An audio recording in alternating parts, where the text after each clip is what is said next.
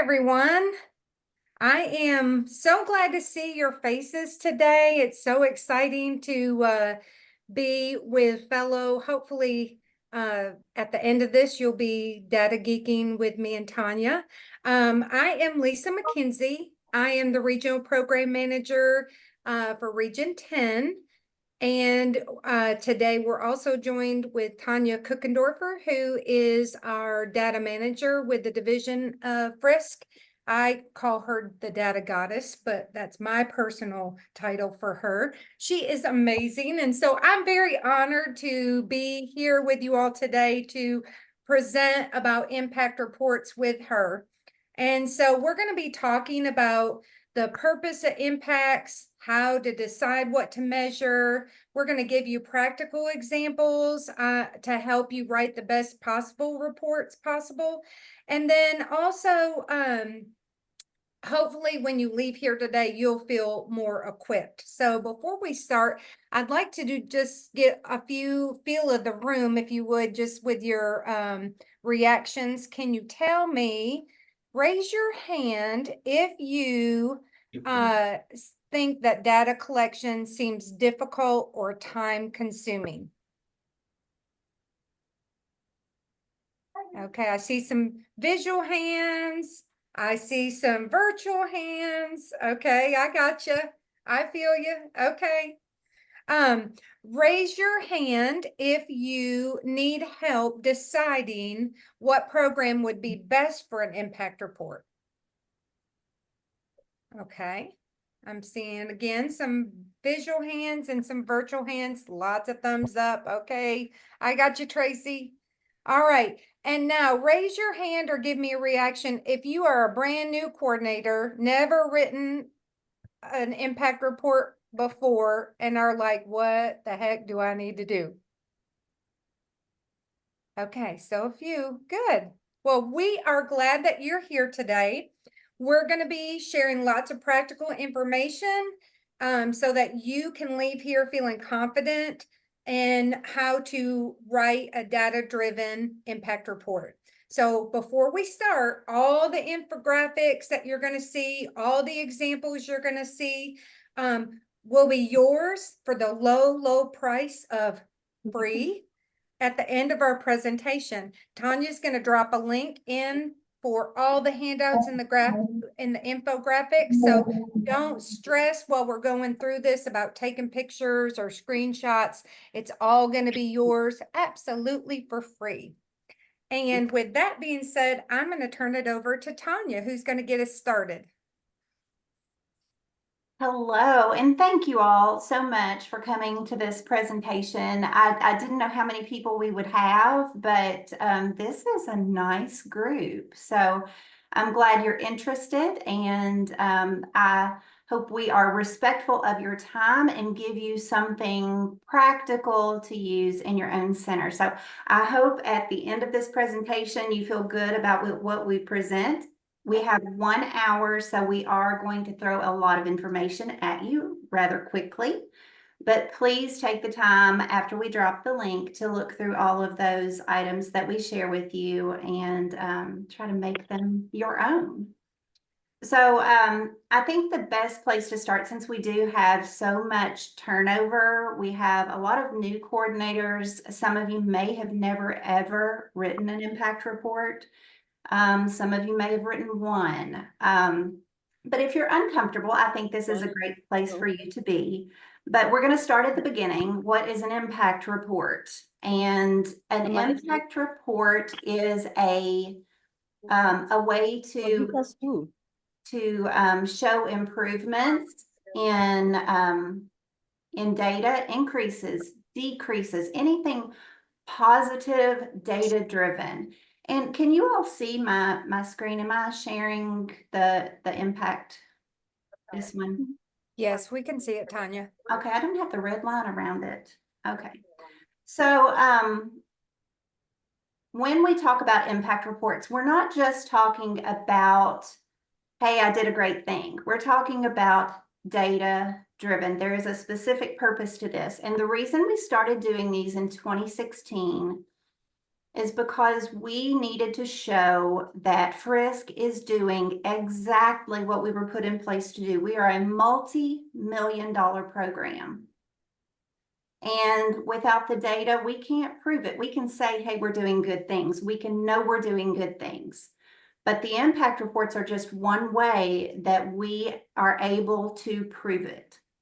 And so when you think about impact reports, think of those things that can logically enhance a student's ability to succeed in school. So in a nutshell, this is data on one program. Every center is asked to give data on one program to prove that this is what it was before, this is what it was after my program, and I moved the needle.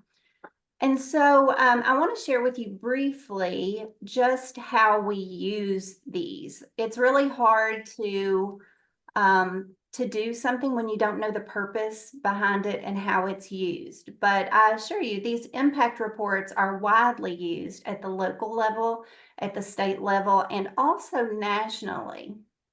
And so I guess the primary way that we use impact reports is the impact report spotlight. We get a lot of mileage out of this document. And we take all of the impact reports submitted throughout the state every year, and we flag them for a committee review. They're all read. Don't think that your impact report is not read. It's likely read by several people. They are flagged, and then we put together a spotlight, which is a compilation of about 80 impact reports that scored pretty high in a committee review. This document is distributed both on our website. It is distributed to our national stakeholders. A lot of states do not have family resource centers, and they're very curious about us. They're wanting to replicate things, and this is a great document that we're able to hand them. And one other thing that you may not be aware of is we do legislative one-pagers every year, and we share those documents, these impact reports, with our legislators. We ideally want to take one impact report from their local area, a school that they're familiar with, a coordinator that they're familiar with. And we want to take that impact report, put it in their one-pager, just to keep that in the forefront of. I'll have it on, well, if I can get signed in, I have a Zoom meeting. What's that like? Sorry, we've got a little bit of background noise there. It is, Is it actually? no, it's a UV light, like to help you with your circadian rhythms. Oh. If everyone could mute their So microphone, in theory, that would be great. you sleep better at night. Why is this not opening? Lisa or Quentin, could you help with muting? Like reminds your brain when it's daytime. Yes. I thought it was regular. Okay. I'm going to continue. So in order to write the best impact report for your center, we do have another document. Many of you saw this Hey, lady. at a presentation we did at Victory Hey. Over Violence. And there are 5 pieces of data that are on this document. And we're only going to talk about 2 of them primarily. The first 2, participation data and satisfaction surveys, they're great. You need to continue this. But for impact reports, we really don't want you thinking outside of 3, 4, and 5. And really primarily 4 and 5. Now, I will call this good, better, and best. So perception surveys are good. Continue those. Whether you use it for an impact report or not, perception surveys are great. They are a measure of perceived change, what participants feel they have learned through what you did, or what they feel they can do. It doesn't mean they can actually do it, or they actually know it, but they think they do. So it's a mindset change. But the best 2 things that you can think about doing for an impact report are numbers 4 and 5, pre and post tests, and outcome data. because those are getting into the realm of the concrete. You can prove that you moved the needle. You can prove that you made a change. So the pre and post test, there's an example here. It's on a cyber safety workshop. And at the beginning, before they did anything, their baseline data showed that only 12% of students knew the minimum age to have social media accounts. That's a fact. 25% of students knew that they should not share personal information, and that's a fact. But following the program, 100% knew the minimum age for social media, a fact, and 90% knew they should never share personal information. You have proven that you increased their knowledge through a pre and post test. So that's better. And then we get to outcome data, which is my favorite. And this is where I geek out, and Lisa, I'm sure, geeks out as well.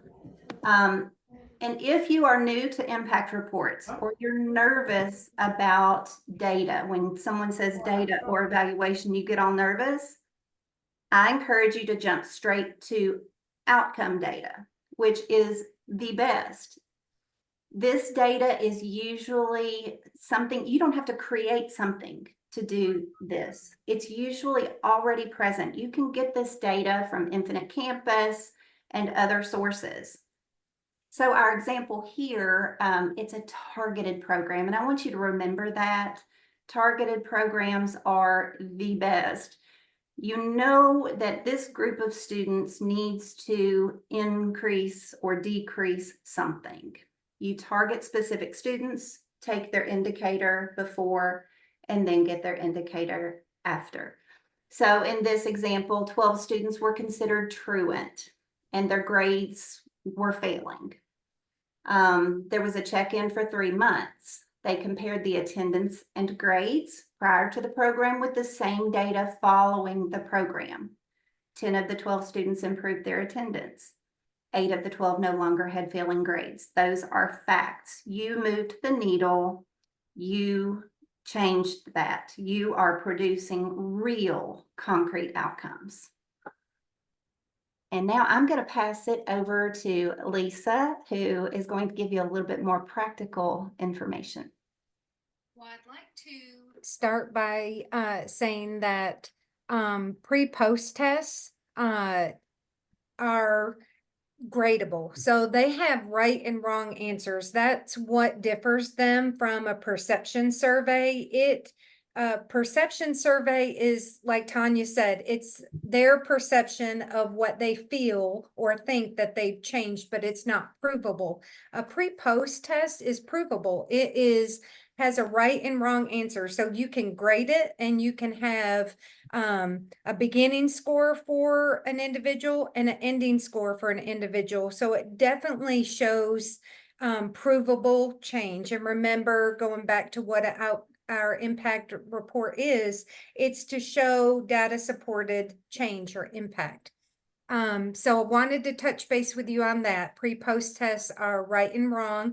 You give the same test at the beginning and the end. That way you can compare them, and you're comparing the same beginning score to the same, ending. Well, hopefully not the same ending score, but you have the same right and wrong answers.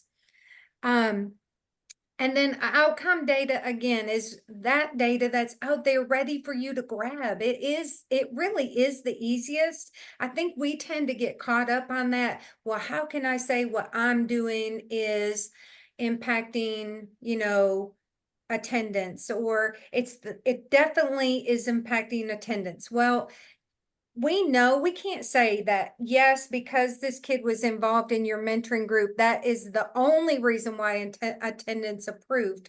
But we can say it had contributing factors. And that's what really impact reports are doing when we use this data, is saying that because of this, our program or our strategy had an implication on this change.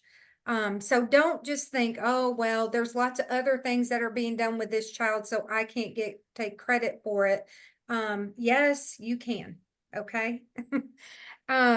So in determining like what tool you use and what you want to accomplish, if you are trying to raise the self-esteem or confidence of a group of girls, you would use the example.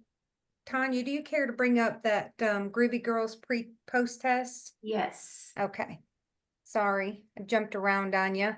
But if you had a girls group that your goal or your strategy was to improve their self-esteem and confidence, then you might create something like this. It is a pre-post test. It has right and wrong answers. The girls would answer it before your program even started. And then this is an 8-week program. You would complete, or if it's a semester long or whatever, you would complete the post test at the end. They're exactly the same questions, and you can see they're rating them yes, no, and sometimes.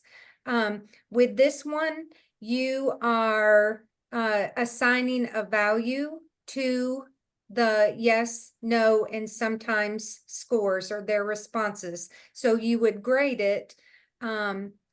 And if you scroll down, I believe at the bottom of that is the scoring rubric that was created. So you can create this for yourself, and then give the girls a score. That way, at the end of the self-esteem group, you can say, well, Leslie had a score of 13 when she started, and at the end, her score improved to 21.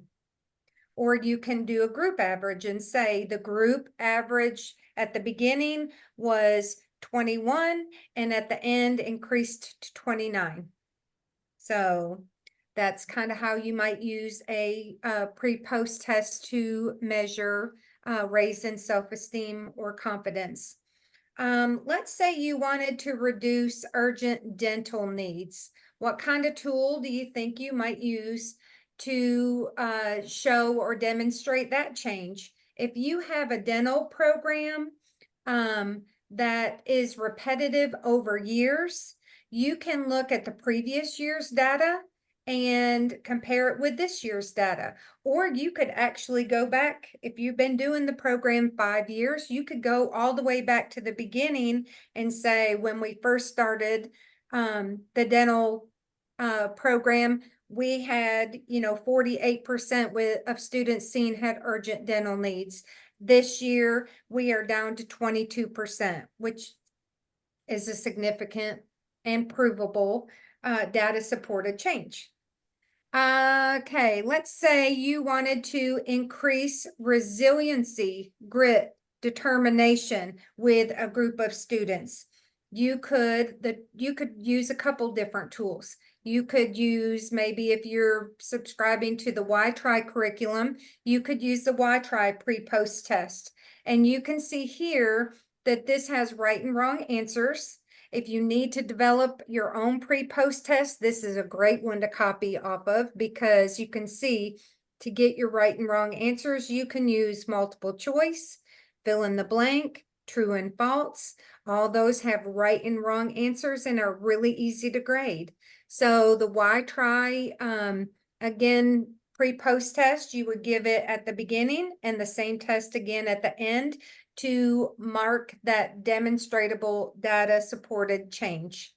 And again, you could do it per student and mark individual change per student, or you could do it as a group average. Another way, let's say you were trying to maybe do a social emotional group and increase resiliency, grit, determination. Your school may do universal behavior screeners. And so that would be something really good to get with your guidance counselor and find out, hey, can we test these kids at the beginning of the year and then do our group, our mentoring group, or whatever group, social emotional group, coping skills, whatever you're doing throughout the year, and then test them at the end to show your change. If you wanted to implement the strategy of decreasing truancy, that's an easy one. You go to Infinite Campus, you grab attendance data, You can grab attendance data from last year. I know a lot of people do check-ins with students on a regular basis. So this would be something that you could grab last year's attendance data and see for the whole year how many cumulative unexcused or absences that child had. And then you do your check-ins this whole continuous year, and then you can measure at the end of the year the improvement. Let's say you wanted to increase the knowledge of the dangers of drug use and risky behaviors. Maybe you're working with a health teacher to bring in speakers on different topics, whether it be vaping, alcohol use, toxic relationships. You can create your own pre-post test based on what you want your kids to gain knowledge in. So you would create true false questions. You would create multiple choice questions. My suggestion is if you are doing this and you're bringing in other speakers to cover your content, make sure you're sharing this with your speakers, because you don't want to set yourself up for a mistake if you, let's say you didn't teach your kids that certain vapes contain nicotine. They wouldn't be able to maybe know the difference from pre or post if you didn't cover that. So I would recommend, if you are creating your own pre-post, that you let whoever's helping you teach see what content you're wanting to demonstrate a change in as well. Let's see, if you were wanting to use this strategy to reduce behavior incidents, you could grab discipline referral data from Infinite Campus. Maybe you have a summer group that is, your whole goal is to prevent the decline in reading scores over the summer months. If you could grab the spring iReady or MAP test or FMP, whatever grade level and whatever that grade level uses for a testing score, grab that in the spring and then do your summer program and then compare it to what happened, their score in the fall. So just to show, did you prevent the summer slide? There's also other kinds of data in Infinite Campus that you can grab that's easy to use as well. And so what I would recommend, if you are starting groups, go ahead and get in Infinite Campus, pull off their attendance report or attendance data now, pull off their behavior referrals, get their grad score, look at the early warning tool and persistence to graduation, and capture that data for all the kids that are going to be in your group and put it in a folder. And that way, at the end of your program, it is readily available to you. All right, so now I'm going to turn it back over to Tanya, who's going to give you what I think are the best tips ever for knowing what to measure. Okay, there are a couple of documents that we're going to give to you. I think it will be helpful to look through all of them, consider all of them based on what is written in your action components right now and based on your local needs assessments.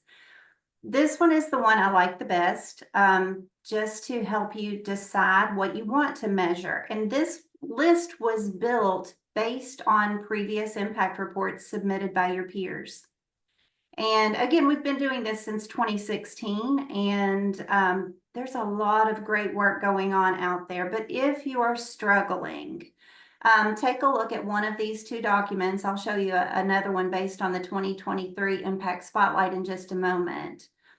But the first thing you need to know is what programs may not show a demonstrable impact.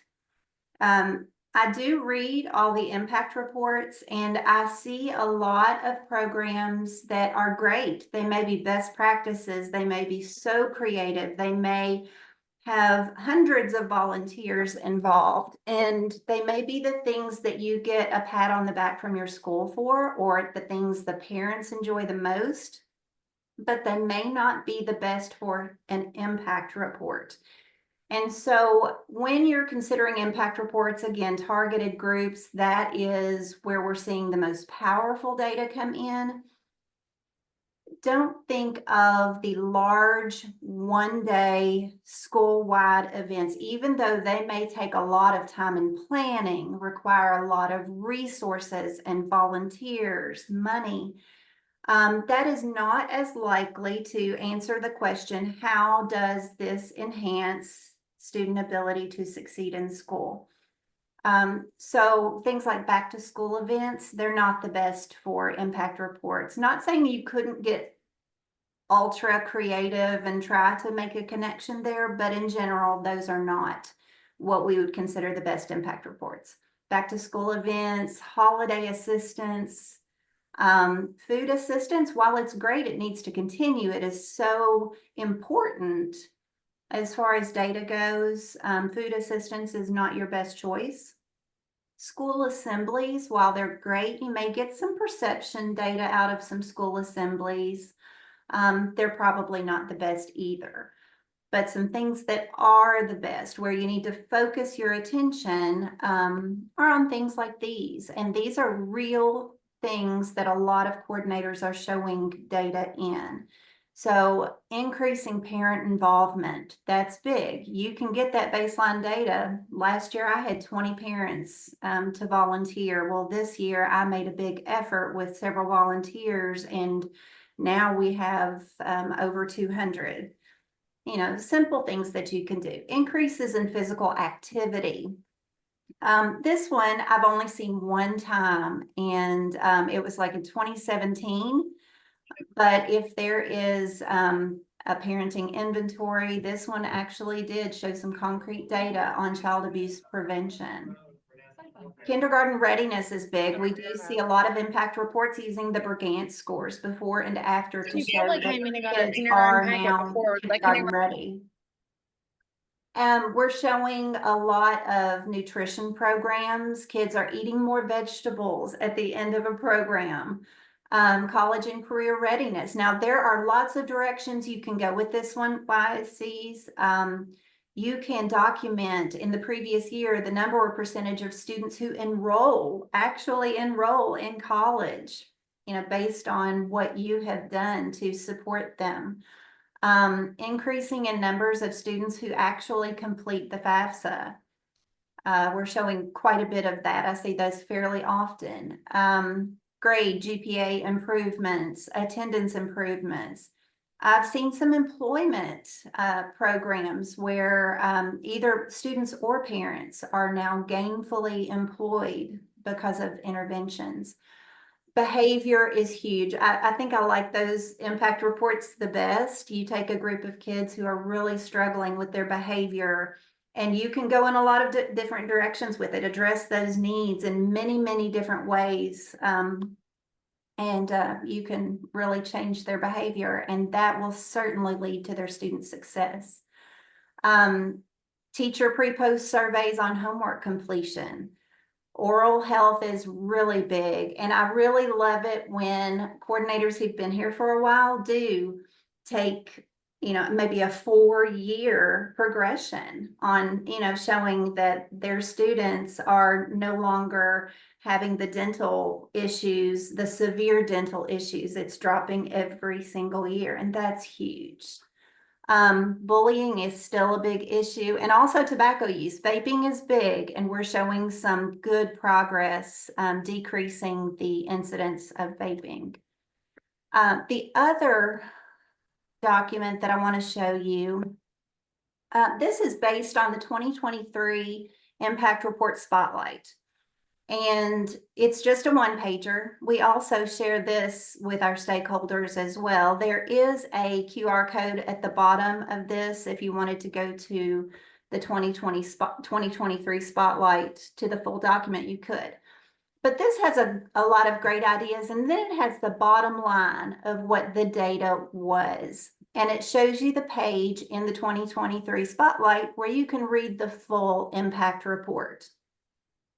And so there's similar things: attendance, ACT scores, behavior, and sometimes it's behavior, attendance, and grades. You don't have to just stop with one indicator. You can look at the whole child if you like and show that there are improvements in several different indicators within the one impact report. Kindergarten readiness, life skills, that's huge. The adulting 101, you're going to get a lot of perception data, but you could possibly get some real concrete evidence that you made a change with your life skills programs. Grief groups, mental health counseling, substance abuse education. So if you're struggling, I really want to encourage you, go to that 2023 Spotlight and read it. It is 80 impact reports. And think about the programs that are in your action components. What could you reasonably expect could have an outcome? And think about that right now. These impact reports will be for last year, they're due September 30th. So if you haven't written your impact report for the 23-24 school year, it will be due September 30th. If you are thinking about your report for next year, we did change the due date to June 30th, but now is the perfect time. School just started. You're just starting your program. So think about the things that you do. Talk to your counselor, talk to your principal, and plan what you're going to do your impact report on now. But read through that Spotlight. That is going to really help you to focus your efforts and write the best impact report possible. And I think Lisa is going to talk about another document. Are you ready to do that now, Lisa? Yeah, let me just give a tip on the Spotlight too, is I Okay. do encourage, and I stole this, just like I'm gonna encourage you to, cause I subscribe wholeheartedly to the case methodology, which is copy and steal everything. If it's gonna benefit you, why recreate the wheel? Copy it. So using the Spotlight, you can look through here and say, I have a dental program. I do a mental health counseling group. I, have a kindergarten readiness program. Look at those different reports and see how they're measuring change, and then be like, okay, I can do that. You don't have to recreate the wheel. We're giving you the tools to learn how to do it yourself by copying the great work that's already out there. So feel free to use it. Look at how they're collecting their data, how they're showing their impact, and model yours after it with your own data. So that's what I wanted to share. All right, so now that you have the tools, like the outcome data, the difference between like a pre-post test and a perception survey, and what is ideal to use for an impact report are those group programs and not like the one and done kinds of things. We're going to learn on how to write your impact report well. But before we do that, let's talk about know it versus show it. So one of the handouts you're going to get is called Know It versus Show It. And this is what I probably see more often when I read impact reports, is they have the data and then they just say what they know instead of giving the evidence and claiming it. So let's look at what a know it statement would be, is that teachers saw improvement. Like you did a program and the teacher said, yes, attendance was better. You could mark teachers saw improvement. Well, that's great. But remember, the purpose of our impact reports are to show data supported change. So what's the change? Their attendance improved. So let's give it to them. Let's show it. In the 3 months prior to us doing our program, there were 28 unexcused absences. In the 3 months following the program, absences decreased to 6. That's showing it. You know it, but let's show it, okay? So, knowing it is that parents appreciated the information. Of course they did. We give great information, but let's show it. Okay. Prior to the parent meeting, 10 of 12 parents that attended were unaware of whatever. Following the program, 100% of parents were aware and expressed their intent to use the information at home. Okay, so you're showing what you know, but you're showing it with data. So you're having that data supported change. Okay, you know that behavior improved after the program, but in your impact report, we want you to show it. So you maybe would write, prior to the start of mentoring, the targeted group had a combined total of 20 behavior referrals. After 3 months, behavior referrals were reduced by more than 50%. 2 students had no further behavior incidents. Wow, that is such a great data supported change that you're showing. Huge. It's all in the wording. Okay, we got to learn to write more technical and detailed. Okay. The post test showed improvement. Well, that's great. What kind of improvement did it show? Show it to me. The average score on the pre-test was 54%. The average score on the post test was 90%. That is super easy. 2 sentences to demonstrate change.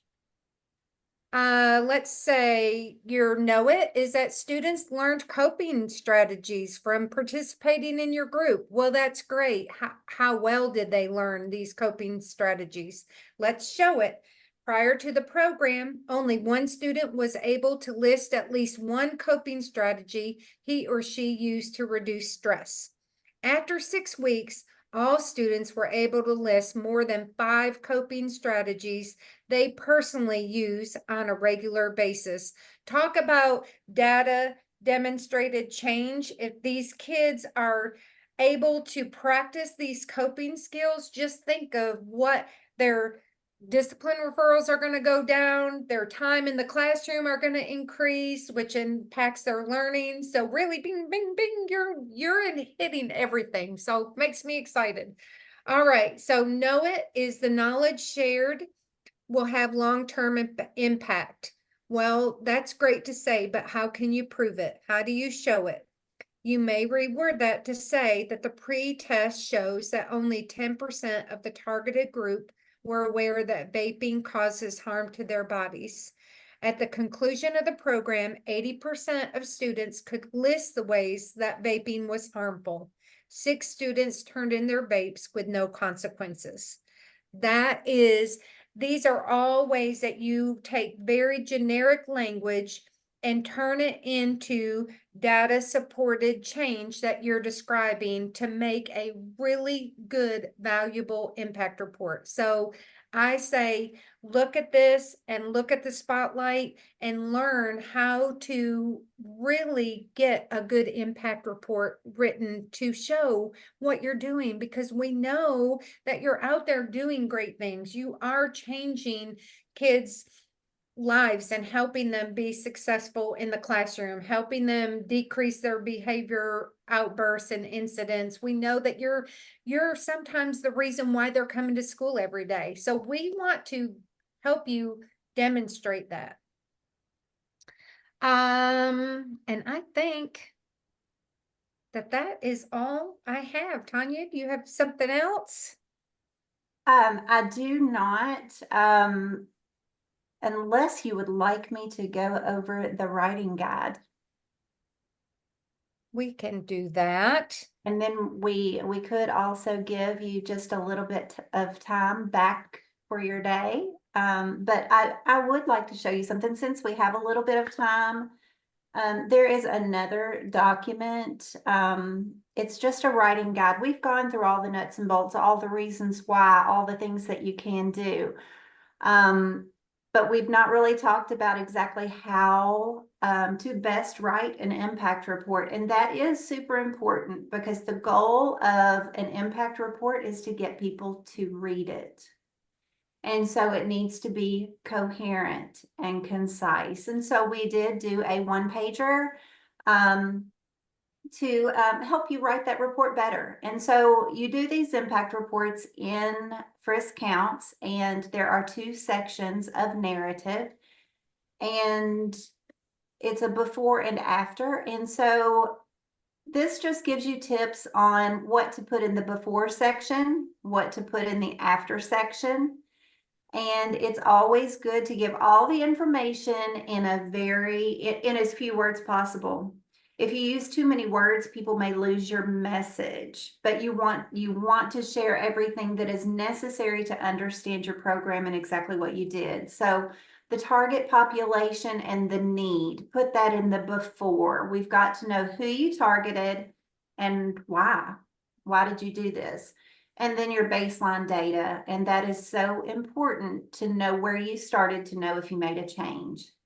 Your intervention details, how the FRYSC was involved in this. This may have been a collaborative effort. I have seen a lot of check and connect, PBIS types of things where it's multiple people working to make this change. Tell us how FRYSC was involved. Write that very clearly. And then your outcome data, show the data from the intervention compared to the baseline. Other helpful hints, and I don't know if you can see this, it's probably small on your screen. All of the impact reports, before they go into the spotlight, they are proofed and likely edited. We usually pare down the wording.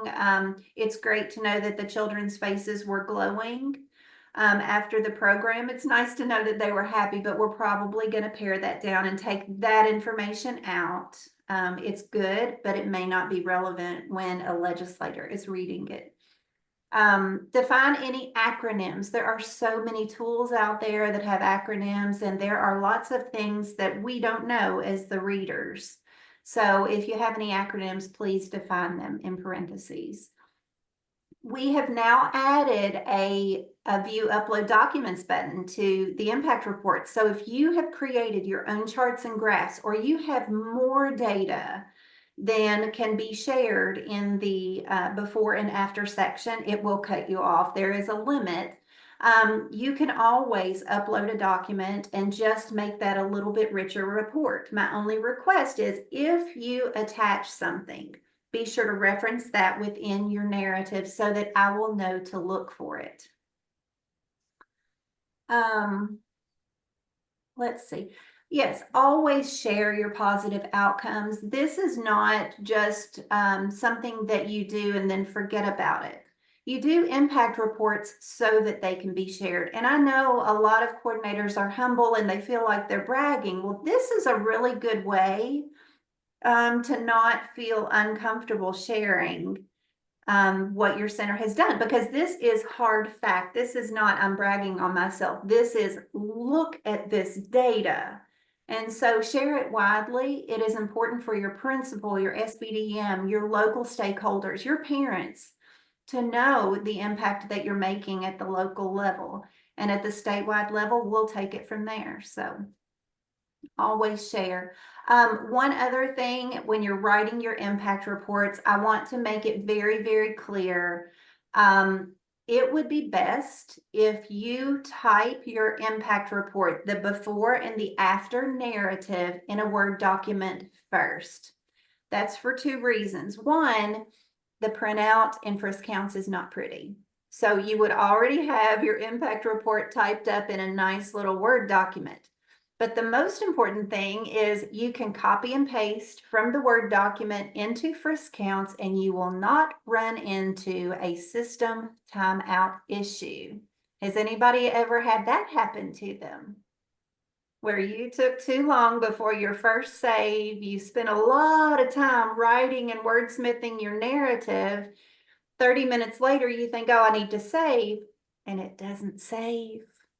And I'm very sorry about that. And I have I had several of you cry on my shoulder over it. Don't do that. Type it in a Word document. You've got it saved. You can copy paste quickly, and then you can save, submit your report. So always remember that, and that is something that you need to do system-wide in FRYSC counts, not just impact reports. Tanya? Yes, Is there a word or a character limit in the before and after? there So is, and I believe it's 2,000 characters. And you can look in the FRYSC counts users guide. It does say in the users guide exactly how much, but I think it's 2,000 characters each. The reason that is, when we want an impact report in the spotlight, we want to keep it at one page. And with the before and after, you combine those, that is 1 page. And so we don't So want be to exceed careful, like if you're copying from Word over, you want to make sure that all your content copies, it doesn't cut you off. And if it does, then you need to wordsmith it down to make sure that all of your complete thought is in there. that. Good point. Good point. We do have a couple questions. I think Tracy asked about showing the QR code again. So Tracy, I'm just going to remind you that all the infographics and examples that you saw today are in the Google Drive that we shared in the link just about 7 minutes ago. Tanya uploaded a link. And then Lachelle asked, I have Unite come in and do a vape program. Can they do a pre-post test? Anybody can do a pre-post test. You just need to make sure you're getting that data. If somebody is coming into that you have worked with and you're bringing them in, Extension Office, Unite, anybody, and they have their own evaluation tool, you can say, yeah, I want the data after you're done. Okay. Absolutely. Great questions. Anybody else have any questions or want to put a question in the chat or come off mute?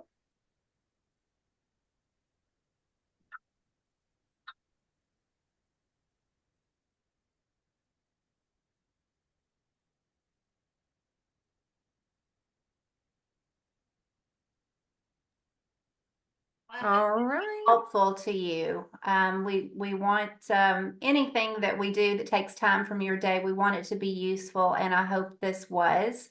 Just know that Lisa and I, your RPMs, are always available to talk about these things.